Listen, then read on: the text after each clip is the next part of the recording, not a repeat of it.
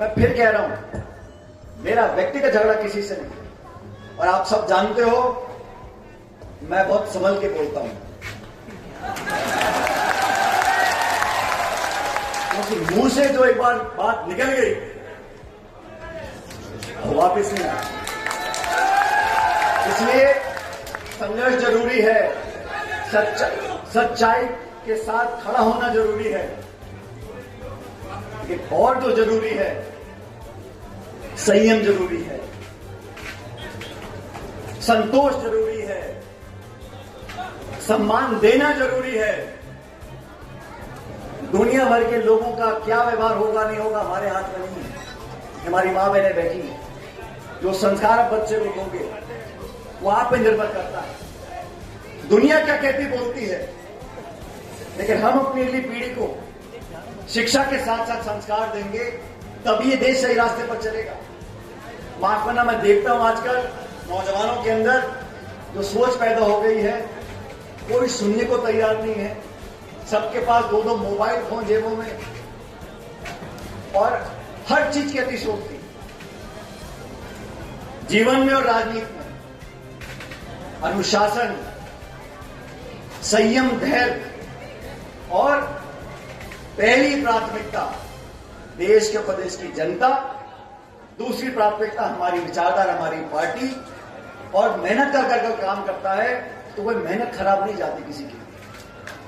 और मैं हमेशा से बोलता आया हूं, जो लोग राजनीतिक क्षेत्र में काम करते हैं, जिनके साथ हमने काम किया है, मैं प्रत्येक व्यक्ति का दिल से मान और सम्मान करता हूं। हमारे विचारों में अगर मतभेद हो भी सकते हैं, लेकिन मन से कोई मतभेद नहीं है। और सच पूछो तो अगर आप किसी की आंख में आंख डालकर देखोगे, आपको पता पड़ जाएगा कि वो सच बोल रहा है, झूठ बोल रहा है। और मैं हमेशा बोलता आया हूं कि जो राहुल गांधी जी बोलते हैं, मोहब्बत की दुकान खोलनी है, मोहब्बत की दुकान खोलनी है। हमसे कोई ऐसे मत भी हो, हमारी बात ना भी मानता हो, उसको मान सम्मान प्यार देकर उसके कंधे इतने दबा दो कि अपने आप आपके साथ चल पड़े। ये काम पायलट साहब ने किया। लेकिन जब निर्णय लेने का टाइम आता था, एक वाक्य मुझे याद है, मैं उस समय कॉलेज में पढ़ता था, तो एक बहुत प्रसिद्ध तांत्रिक हुआ करता था हिंदुस्तान, और उसने बहुत सारे प्रभावशाली लोगों को अपने कब्जे में कर रखा था, लेकिन उसकी गतिविधियां जो थी वो राष्ट्र के हित में नहीं थी। उस व्यक्ति पर हाथ डालने में बहुत लोग कतराते थे। पायलट साहब को मौका मिला गृह मंत्रालय में काम करने का, और जब सबूत और तथ्य सामने आए तो बिना डरे उन्होंने परवाह नहीं करी कि मेरा आगे क्या होगा। सुना, कोई परवाह नहीं, क्या होगा नहीं होगा, लेकिन सच्चाई और देश ये सबसे पहले। उन्होंने उसके गिरफ्तारी के ऑर्डर करे, और जो अपने आप को इतना प्रभावशाली बड़े बड़े लोग देश विदेश के ढोक देते थे, उसको लगा के हथकड़ी अंदर कर दिया। उसके बाद बहुत से लोग पायलट साहब से असहमत हुए, बहुत कुछ कहा, लेकिन उन्होंने कभी भी सच्चाई का रास्ता नहीं छोड़ा, अपने कदम पीछे नहीं करे। तो आज ये मूर्ति यहां जो लगी है, ये उस बात का प्रतिबिंब है, जय जवान और जय किसान, और सबको साथ चलने की बात जो मन से बहुत लोगों ने बोली, रमेश जी ने बोली, लाखन जी ने बोली, मैं बताना चाहता हूं, किसी भी मुद्दे का समाधान तब होगा जब चर्चा होगी। और मैं चाहता हूं, जो इस देश में किसानी कर रहा है, जो अनाज पैदा करता है और आज मंडी में चला जाता है, तो बता नहीं पाओगे उस किसान को, उस अनाज को किसने पैदा किया है। यादव ने किया है, जाट ने किया है, मीणा ने किया है, गुर्जर ने किया है। किसान एक कौम है, और जो लोग आपस में बंटवाने का काम करते हैं, उनको समझना चाहिए कि संसाधन सबके हैं। बिजली हो या बांध का पानी, सबका है, और न्याय होना चाहिए। मैं इस पक्ष में हूं, न्याय होना चाहिए। किसी का गैर कानूनी तरीके से, गैर जिम्मेदार तरीके से कोई हक छीनता है, मैं उसके खिलाफ हूं, लेकिन सब पक्षों को बुलाकर बात करनी चाहिए, और जो पानी मांगते हैं उनको पानी मिलना चाहिए। सरकार की जिम्मेदारी है, बुलाकर बात करें।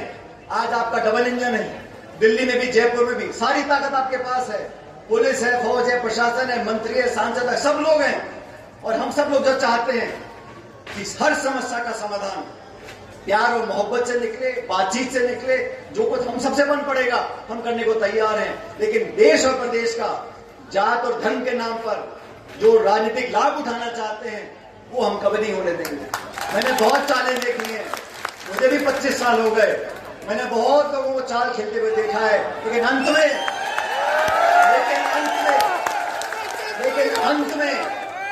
जीत हमेशा जनता की होती है। और जो जनता की बात करेगा, अरे कौन किस गोत्र में है, कौन किस जाति में है, कौन किस धर्म में है, हम सब इस देश के नागरिक हैं। अगर मेरे पड़ोस में आग लग रही है तो मैं सो नहीं सकता, अगर मेरा पड़ोसी भूखा मर रहा है तो मैं अपने बच्चों को गहने नहीं खरीद सकता। ये देश के संस्कार हैं। बेहतर तो ये है सबको बुलाओ, बैठ के बात करो, रास्ता निकालो, ताकि 5 ने बांध का पानी सब लोगों को मिल सके। आज का नहीं है, ये लंबा मुद्दा चल रहा है, बहुत पहले इसका निराकरण हो जाना चाहिए था। सबको बुलाकर बात कर संतुष्ट कर किस बात का रास्ता नहीं निकल सकता, मुझे बताओ। ऐसी कौन सी समस्या है जिसका समाधान नहीं है? लेकिन समाधान चाहते हो या समस्या को उठाना चाहते हो, इसका सोचना पड़ेगा। तो सरकार को मैं कहना चाहता हूं कि सकारात्मक रवैया अपनाए, सबको बुलाकर बात करे, लोगों को संतुष्ट कर रास्ता निकाले। सब चाहते हैं, कोई नहीं चाहता कि मेरे पड़ोस वाले जो किसान हैं उनका जो खेत है वो सूखा रह जाए, कोई नहीं चाहता। लेकिन बुलाकर बात करनी चाहिए। और जहां तक समाजों की बात है, लाखन जी ने कहा सिर्फ 2 समाज की बात नहीं है, ये तो हमारी बाईं दाईं आंख है जिस समाज की आप बात कर रहे हो। लेकिन जो भी समाज है, छोटा है बड़ा है, सब देश के सम्मान्य नागरिक हैं। और सच में जो दबे कुचले पिछड़े किसान और गरीब लोगों की आवाज उठाएगा, जनता उसी को अपने मन में उतारती है। और यही प्रेरणा पायलट साहब की मूर्ति से हम सब लोग लेकर जाएं। आज जैसा मैंने कहा, मुझे निर्वाचन आयोग जाना था, मैं नहीं जा पाया हूं। कल पायलट साहब की पुण्यतिथि है, मुझे दौसा में रहना है, लेकिन सारे काम छोड़कर आप सबके आवेदन पर मैं यहां पर आया और आप सबसे मिलकर आना कई बार होता है, लेकिन इस बार लंबा समय निकल गया। आप सबसे मिलकर बहुत मुझे अच्छा लगा। मैं आपसे इतना ही कहना चाहता हूं, हम सब लोग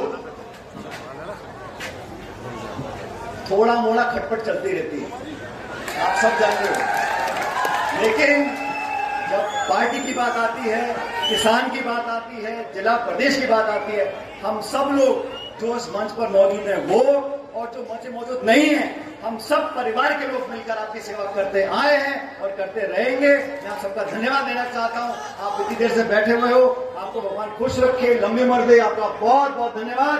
राम राम साहब।